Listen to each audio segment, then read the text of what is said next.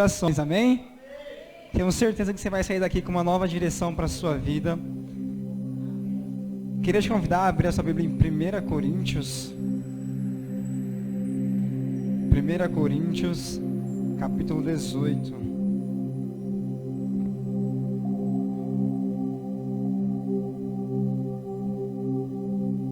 Hoje é uma noite especial pra gente. Eu creio que você que está aqui é uma pessoa que Deus vai capacitar para usar de uma maneira extraordinária a partir de hoje. 1 Coríntios 1. Desculpa. 1 Coríntios, primeiro capítulo, versículo 18. Agora especifiquei, né? Vamos lá, vai dar certo. Amém.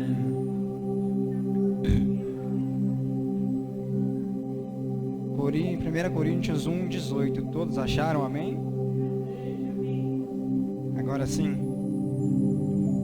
Amém, glórias a Deus. Eu vou ler vou começar pelos pares e os irmãos dos ímpares. Assim a gente vai ler até o versículo 24. A minha versão pode ser um pouco diferente, mas assim que eu terminar os irmãos podem iniciar. Diz assim: pois a mensagem da cruz é a loucura para os que estão sendo destruídos, porém para nós que estamos sendo salvos é o poder de Deus.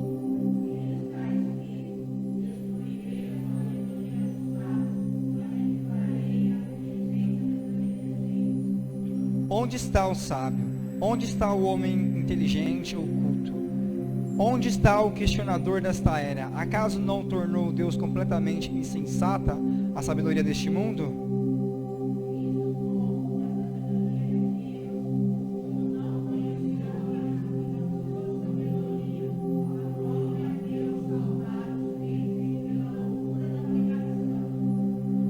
Porquanto tanto os judeus pedem mais sinais, como os gregos procuram sabedoria.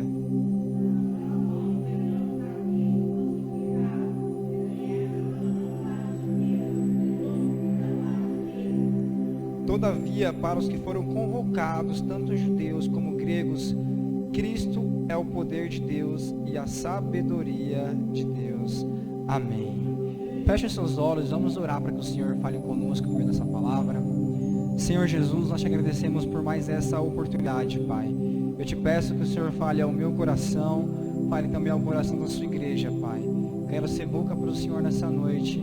Alcance todas as pessoas que estão acompanhando essa mensagem, em nome de Jesus. Amém. Aplauda ao Senhor e pode tomar o seu assento. Aplauda ao Senhor, glórias a Deus, amém.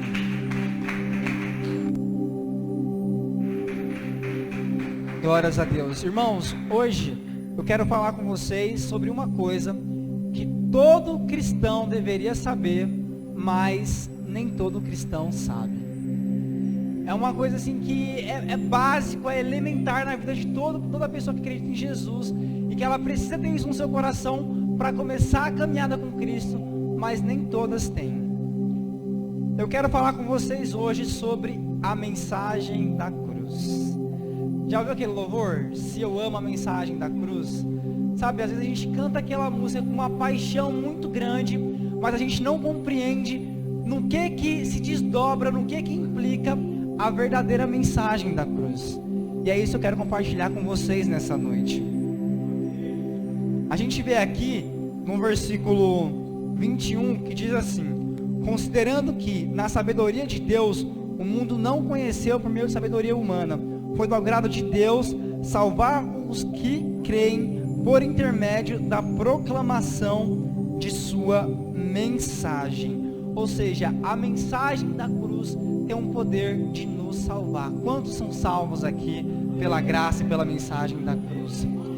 A cruz em si, ela não tem um poder. A cruz, ela foi conhecida como um instrumento de tortura, um instrumento de crucificar as pessoas, de matar. E a cruz em si não tem nenhum poder. O poder está na obra que aconteceu por intermédio da cruz. Porque ali se construiu uma mensagem. Sabe, a palavra diz que maldito é aquele que foi pregado na cruz. Então a gente entende que existe um Cristo que se entregou como maldito, como impuro, para poder salvar a mim e a sua vida também. Amém? A gente vai ver que no livro de João, capítulo 8, versículo 32, fala sobre a verdade. Conhecereis a verdade vos libertará. A verdade que eu quero compartilhar com vocês é a verdade de que Cristo morreu por mim e por você. E por isso você tem a sua salvação. Mas uma vez que você entende que Cristo morreu por você, no que isso implica? Será que simplesmente Ele morreu e o que Ele fez por mim e por você? Quais são os benefícios da morte de cruz? O que eu tenho que fazer para caminhar como uma pessoa salva? É isso que eu quero compartilhar com vocês nessa noite. Queria que vocês abrissem em Romanos, capítulo 10, versículo 13.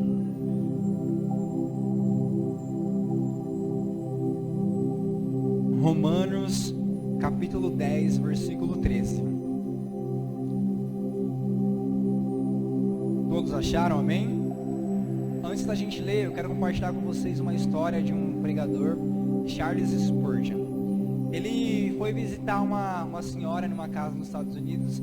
Essa senhora, ela era empregada de uma pessoa da nobreza lá da época. Chegou lá, ele descobriu que a senhora dessa, praticamente a patroa nos tempos de hoje, essa senhora tinha morrido e tinha deixado um quadro para ela. E ela, com muito carinho, pegou aquele quadro da patroa dela e guardou. E aí o Charles Spurgeon chegou na casa dela e falou assim: nossa, que quadro bonito, você ganhou de quem? Aí ela: ganhei da minha patroa. Ela: mas você sabe o que é esse quadro, senhora?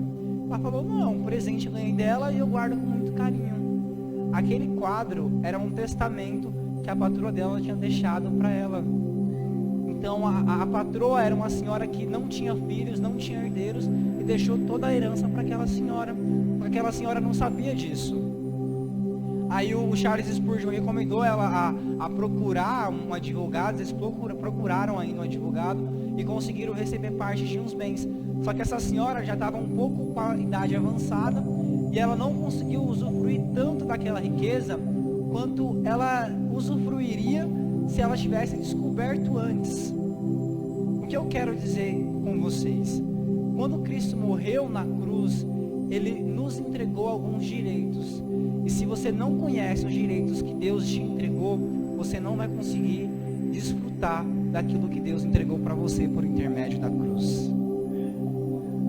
Então você precisa conhecer quais são os benefícios, quais são os direitos que eu conquistei a partir do momento que Deus entregou por mim na cruz. Então vamos abrir lá em Romanos 10, versículo 13.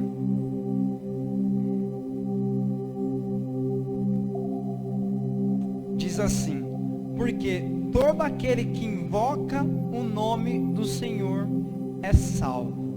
Então, o primeiro passo para você experimentar da salvação de Deus é invocar o nome do Senhor.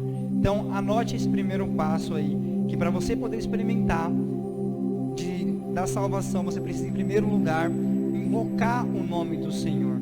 Depois que você começa a invocar o nome do Senhor, você vai ver ali em Mateus capítulo 8,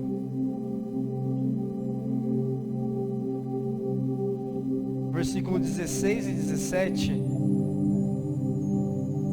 diz assim: assim se cumpriu o que fora dito por intermédio do profeta Isaías. Ele tomou sobre si as nossas enfermidades e pessoalmente levou as nossas doenças. Esse é o versículo 17 de Mateus 8. O que aqui eu quero dizer? Que uma vez que você invocou o nome do Senhor, você experimentou da salvação dele, você se tornou uma pessoa salva, você começou a receber vários benefícios. O primeiro benefício que ele trata aqui nesse versículo é a cura, porque Deus, ele levou sobre si todas as nossas enfermidades, todas as nossas doenças, o castigo que foi sobre ele e que nos proporciona paz hoje. Então a gente precisa entender que quando Deus se entregou como nosso Salvador, a gente invocou o nome dele, a gente alcança a salvação. Quantos invocaram já o nome do Senhor aqui nessa noite? Sim, Deus, se faça presente na nossa vida. Sabe, quando a gente começa a entender que Deus se entregou por nós, Ele deu vários benefícios e nos livrou de várias maldições, nós precisamos se lembrar daquilo que diz em Salmo 103. Se você quiser acompanhar, eu vou fazer uma leitura de Salmo 103. Em Salmo 103 está escrito assim: bendize, ó minha alma, ao Senhor, e todas as minhas entranhas o seu nome. Bendize, ó minha alma, ao Senhor, e não te esqueça de nenhum dos seus benefícios. É Ele quem perdoa todos os teus pecados e cura todas as suas enfermidades. Ele resgata da sepultura a tua vida e te coroa de amor e misericórdia. Ele sacia de bens a tua existência, de maneira que a tua juventude se renova com vigor de águia. O Eterno realiza atos de justiça e de direito em favor de todos os oprimidos. Ele revelou o seu caminho a Moisés e aos israelitas seus feitos maravilhosos. Então, irmãos, aqui eu quero te encorajar. Agradeça a Deus por todos os benefícios que Ele tem te entregado. Agradeça a Deus por Ele ter se entregado na cruz por você. Agradeça a Deus por Ele ter te livrado de todas as enfermidades. Fala para sua alma: minha alma, não se esqueça, não seja ingrata com tudo aquilo que Deus já fez por você e por sua família também. Sabe, Deus, Ele é aquele que Ele se posiciona em nosso favor. Ele se posiciona em justiça em favor de todos aqueles que são oprimidos. Então, se em algum momento da sua vida você se sentir oprimido, lembre-se disso. Deus é aquele que se posiciona em seu favor. Sabe, Ele se entregou na cruz para você receber a promessa, e era a promessa de vida eterna. A gente começa a entender que o primeiro benefício, a primeira coisa que acontece na cruz é a substituição. Fala comigo a palavra, substituição. Vamos ler Isaías. Livro de Isaías, o livro messiânico 53. Isaías 53, o versículo 4 e 7, diz assim: e no entanto, as suas dores eram as nossas próprias enfermidades que Ele carregava em seu ser. Sobre o seu corpo levou todas as nossas doenças, contudo nós o julgamos culpado e castigado por Deus, pela mão de Deus ferido e torturado. Mas de fato, Ele foi transpassado por nossas próprias culpas e transgressões. Foi esmagado por conta das nossas iniquidades. O castigo que nos propiciou a paz caiu todo sobre Ele, e mediante as suas feridas nós fomos sarados. Então, a primeira coisa que você precisa entender sobre a mensagem da cruz é que Deus, Ele se posicionou em substituição a mim e a você. Ele se colocou em nosso lugar. Sabe, a gente precisa entender que Ele foi morto em meu e no seu lugar. E essa mensagem não pode terminar só em nós. Se a gente vê ali em Atos capítulo 8, Atos capítulo 8,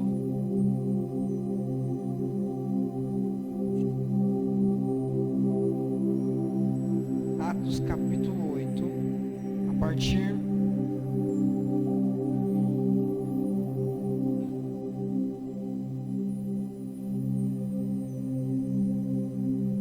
do versículo 32.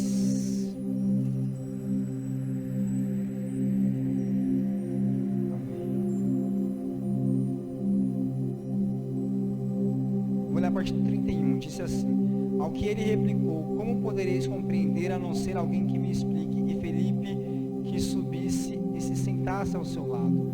O eunuco estava lendo esta passagem da Escritura. Estava lendo aquela passagem que a gente leu agora em Isaías, que dizia assim: ele foi levado como ovelha para o matadouro, e como um cordeiro mudo diante de seu tosqueador, assim ele não abriu a boca. Em sua humilhação, a justiça lhe foi negada. Quem poderá contar a respeito dos descendentes dele, uma vez que sua vida na terra foi tirada? Então o eunuco indagou a Felipe: por favor, peço que você me esclareça sobre que profeta que você está falando aí. É de si mesmo ou de outro? E Felipe, tomando a palavra e iniciando por aquela mesma passagem das Escrituras, pregou o Evangelho de Jesus. Ou seja, ele estava lendo a passagem de que Jesus se entregou por amor a mim, por amor a você. De repente despertou a curiosidade de um eunuco e ele falou o evangelho, as boas novas, que é simplesmente Jesus. Jesus foi o profeta que morreu na cruz por amor a mim, por amor a você. Jesus foi o profeta que se entregou em substituição. Então pega bem isso, irmão. A primeira coisa que você precisa entender, que Cristo, ele se entregou em substituição. A mensagem da cruz demonstra Jesus enquanto homem se entregando por amor a mim, por amor a você, e tomando o nosso lugar. Sabe, a cruz é um plano muito antes da fundação do mundo. E o preço pelos nossos pecados a gente não é capaz de pagar. Por isso se fez necessário Jesus. A gente vê uma outra história que demonstra bem essa questão da substituição. É quando Abraão ia sacrificar Isaac. Enquanto ele sobe lá para entregar em sacrifício, ele fala: pai, mas cadê o cordeiro? O que a gente vai entregar em sacrifício a Deus? E Abraão fala: filho, fica calmo, que Deus vai providenciar o cordeiro. E chegando lá na hora de entregar o filho dele em sacrifício no altar, ele ainda confiando de que Deus daria uma luz, eis que vem um anjo e fala: Abraão, não faça isso. E mostra um outro cordeiro para ser sacrificado. E o filho de Abraão, Isaac, foi poupado. Então, desde o início, Deus já tinha um plano de substituir e não deixar que nós, enquanto filhos deles, fôssemos sacrificados. E ele entregou o cordeiro chamado Jesus. Esse é o evangelho, essa é as boas novas que Deus tem para nós nessa noite. Sabe, o primeiro benefício que eu quero compartilhar com vocês estão ali em Colossenses, livro de Colossenses, capítulo 2, versículo 14. Colossenses 2, 14.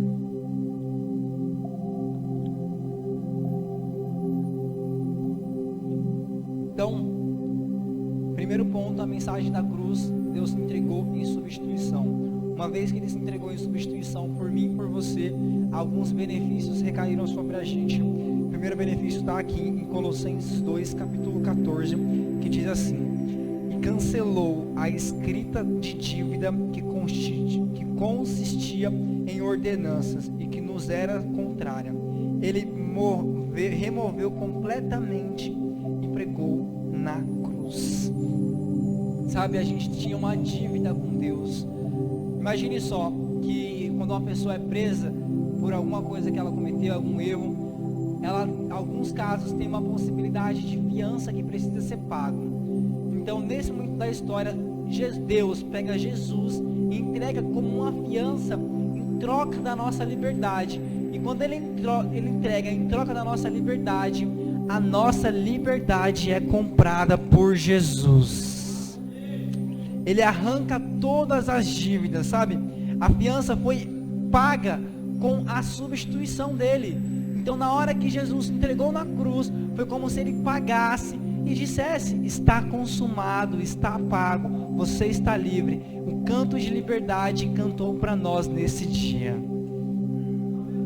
Em Isaías 59 fala sobre o pecado, e que o pecado tem uma única função, que é construir uma separação entre o homem e Deus. Mas depois a gente vê em Colossenses, primeiro versículo 19 e versículo 20, diz assim: porquanto foi de agrado de Deus que nele habitasse toda a plenitude, e por intermédio dele reconciliasse consigo todas as coisas, tanto as que estão na terra quanto as que estão no céu, estabelecendo a paz pelo sangue vertido na cruz. Quando Deus se entregou por amor a mim, por amor a você, Ele entendia os pecados que vinham para poder fazer uma barreira entre o nosso relacionamento e Ele. E Ele veio com o ministério da reconciliação, para que a gente pudesse ter livre acesso a Deus novamente. Sabe, o que a gente precisa fazer, uma vez que a gente entendeu que Deus, que a mensagem da cruz se consiste em um Deus que entrega o Filho dele em substituição e que já passa vários benefícios para a gente? o que a gente precisa fazer para poder usufruir desses benefícios? Quais são as nossas responsabilidades para poder viver esses benefícios diante de tudo aquilo que Deus fez por nós na cruz? Sabe, para a gente entender isso, vamos abrir aqui em João, uma leitura bem conhecida,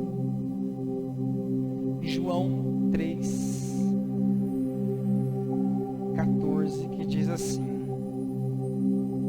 assim como Moisés levantou a serpente no deserto, desse mesmo modo é necessário que o Filho do Homem seja louvado, para que todo aquele que nele crer não pereça, mas tenha vida eterna. O primeiro passo para você ter acesso à mensagem da cruz é você crer que Jesus morreu por amor a mim, por amor a você. Quantos creem que Deus morreu por amor a nós aqui nessa noite? Glórias a Deus. O primeiro passo é você crer, é você reconhecer que Deus morreu por amor a mim e por amor a você, e assim você não vai perecer. Sabe, a nossa fé, ela vem por graça, mediante a fé. Então a gente precisa entender e ter fé no que Deus fez por nós em Jesus. Você simplesmente acreditar que Jesus é real não te torna uma pessoa salva. Os demônios creem que Jesus é real e estremecem, não são salvos. Você acredita que Deus morreu por amor a mim, por amor a você? Você demonstra isso em atitudes de fé? Sabe, a sua vida precisa demonstrar isso. E para você entender quais são os elementos de fé, são 3. Você precisa ter a identificação, você precisa ter a apropriação e por último você precisa realizar a confissão de Cristo. A identificação, vamos abrir aqui em Gálatas 2, versículo 19 e 20. Gálatas capítulo 2, versículo 19 e versículo 20. Diz assim: por intermédio da lei que eu morri para a própria lei, com o propósito de viver tão somente para Deus. Eu fui crucificado juntamente com Cristo, e desse modo já não sou mais eu quem vive, mas Cristo vive em mim. E nessa nova vida que agora eu vivo no corpo, vivo exclusivamente pela fé no Filho de Deus que me amou e se sacrificou por mim. O primeiro elemento, irmão, para você viver a sua fé de que Jesus morreu por amor a mim, por amor a você, é a identificação. Aqui Paulo fala o quê? Eu fui crucificado juntamente a Ele. Sabe, já não sou mais eu quem vive, mas Cristo vive em mim.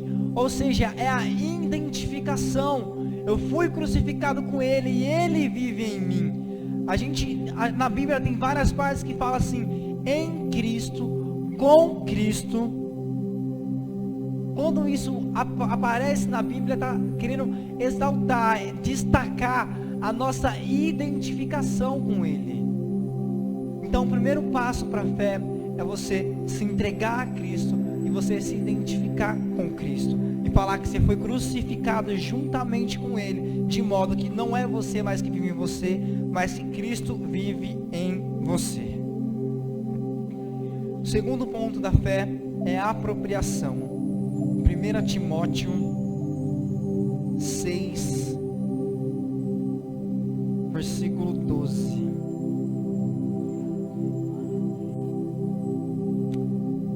Apropriação, irmão, toma posse da sua salvação nessa noite. Diz assim: combate a boa batalha de fé, toma posse da vida eterna para a qual foste convocado, tendo já realizado a boa confissão diante de muitas testemunhas. Então você precisa tomar posse da sua salvação. Primeiro passo, você se identifica com Cristo. Segundo passo, depois que você invocou o nome do Senhor, você tem acesso à sua salvação e você toma posse por meio da apropriação da sua vida eterna. A gente entra no terceiro ponto, que é a confissão. Você precisa realizar a confissão para que você possa ter acesso à sua salvação. Em Romanos 6, 12. Desculpa, Romanos 6, 14. Diz assim: porquanto o pecado não poderá exercer mais domínio sobre vós, pois não estáis debaixo da lei, mas debaixo da graça.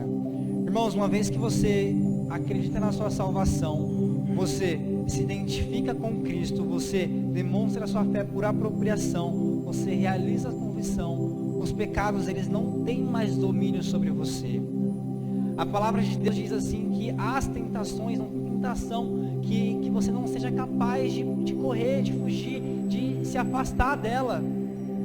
Toda vez que a gente erra, às vezes que eu erro, que eu caio em pecado, eu paro e penso, poxa, se eu tivesse esperado mais um pouquinho, eu não teria feito essa besteira, eu não teria me comportado dessa forma, porque Deus ele fala aqui, que o pecado ele não tem domínio mais, e toda barreira que o inimigo quiser colocar entre você e Deus, está sendo derrubada nessa noite em nome de Jesus. O batismo, irmãos, não é simplesmente um ritual, mas é uma postura de confissão pública. A gente vê que nesse processo de confissão, a gente morre ali com as águas e é praticamente um sepultamento. E quando a gente levanta das águas, a gente tem que ter a noção que Deus está nos chamando para uma nova vida. E nessa noite eu quero te encorajar, esteja crucificado com Cristo para uma nova vida.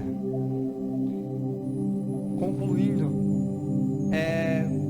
no livro de Pedro fala que ele morreu que nós morremos para o pecado, e que nós não somos mais escravos do pecado, porque Cristo nos substituiu na cruz. E uma vez que você entende a salvação que vem pela substituição de Cristo, que tem os benefícios de te livrar de todas as enfermidades, de te livrar do inferno, você muda completamente a sua forma de viver. Sabe, deixa eu abrir aqui em Filipenses.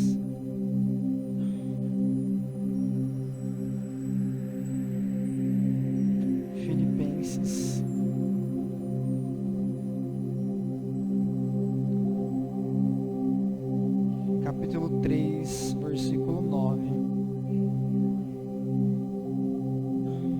Diz assim: e ser encontrado nele, não tendo por minha a justiça que procede da lei, mas sim a que foi outorgada por Deus mediante a fé.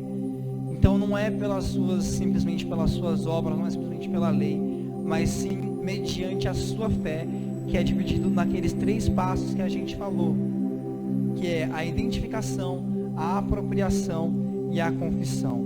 Para encerrar, quero que você abrisse em 2 Coríntios, capítulo 5, versículo 18, que diz assim: tudo isso provém de Deus, que nos reconciliou consigo mesmo por intermédio de Cristo e nos outorgou o ministério da reconciliação. Vou ler de novo. Tudo isso provém de Deus, que nos reconciliou consigo mesmo por intermédio de Cristo e nos outorgou o ministério da reconciliação. Teve um pastor que falou assim que o ciclo dessa mensagem se resume em você receber a Cristo, você celebrar a Cristo e você compartilhar a Cristo. Sabe, é muito egoísmo da nossa parte a gente pensar que Cristo, aquele que nos salvou, aquele que se entregou por amor a mim, por amor a você, tem isso só para nós. Aqui a gente vê que uma vez que Ele nos reconciliou, Ele também nos entregou o ministério da reconciliação.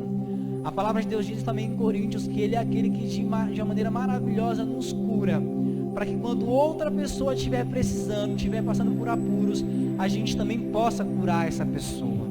Tudo aquilo que Deus derramou na sua vida nessa noite até aqui, você vai derramar na vida de outras pessoas que te rodeiam em nome de Jesus. Como diz uma metáfora de pescador, que o peixe, em hipótese alguma, ele cai dentro do barco. Para a gente poder pegar o peixe, a gente precisa lançar a nossa rede. E nessa noite eu quero te encorajar a lançar a sua rede por onde você estiver. O Ministério da Reconciliação não foi confiado só ao pastor, aos evangelistas, aos diáconos, presbíteros e obreiros. Foi entregue a todo aquele que recebeu a salvação de Cristo. Queria te convidar a se colocar de pé.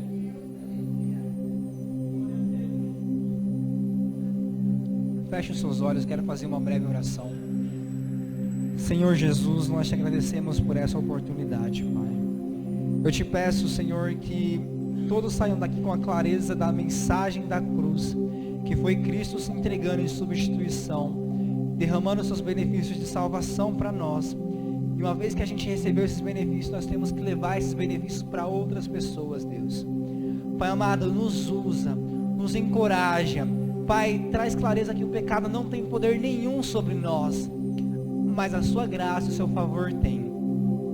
Pai amado, cura o nosso coração e dê estratégia para cada pessoa daqui ser um missionário, ser um servo de Deus, ser um evangelista, por onde passar, para que eles possam ter uma vida plena de salvação e espalhar esse amor por todos os lugares. Em teu nome eu oro, agradeço. Amém. Aplauda ao Senhor.